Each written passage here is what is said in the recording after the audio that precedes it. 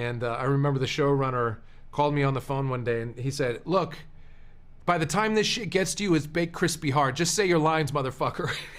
And, good question. Yeah. So for those that don't know, which is just about everybody on the planet, I was the lead of a show called Blood Drive. And let's hope Reacher lasts a little longer than that show did, which was one season. You know, that show taught me a lot, but you know, it's sort of through our failures and trials and tribulations that we grow, and that was one of those times for me. You know, that was my first time as a lead, the number one on the call sheet, and I desperately wanted to help in every way that I could that show succeed. I felt like it was on my shoulders, and if it failed, you know, I felt you know, in a big way responsible for that.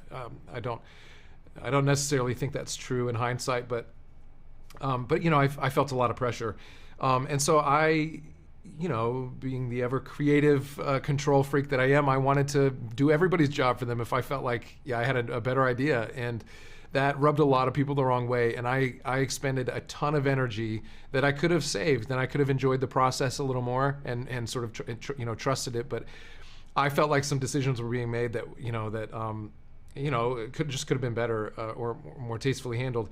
And I remember the showrunner called me on the phone one day and he said, "Look, by the time this shit gets to you, it's baked crispy hard. Just say your lines, motherfucker."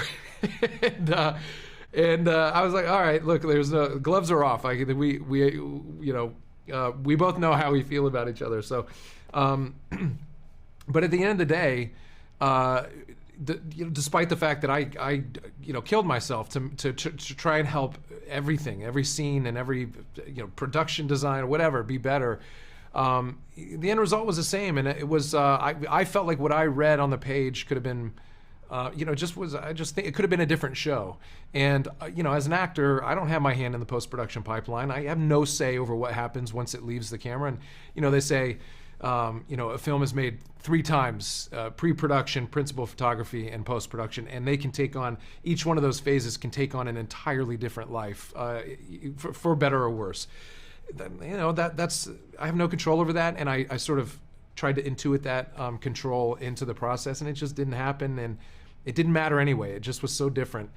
And it taught me just to enjoy staying in my lane, that I have no control, and I have to trust the process and the people that I'm, you know, so I'm married to for each project. And so, you know, fast forward a few years and I'm on Titans, which is now on HBO, and I just surrendered. And I had the most fun I've ever had on a project.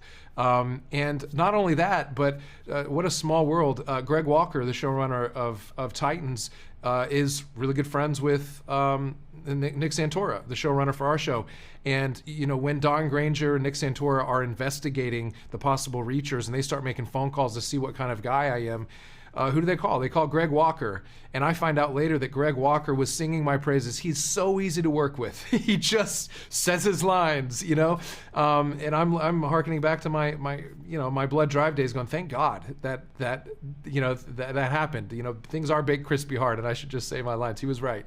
And that was you know, Greg Walker is a big reason that I got the show. You know, so I'm grateful for those lessons. But what that taught me was to come in and collaborate. And you cannot make Reacher something that hundreds of millions of people are already aware of and have their own idea and identity for Reacher built in their imaginations without collaborating. You know, that we all have a little Reacher in us when we've read these books, and you know, I'm a team player with the audience, with the writers, with the producers, with the directors.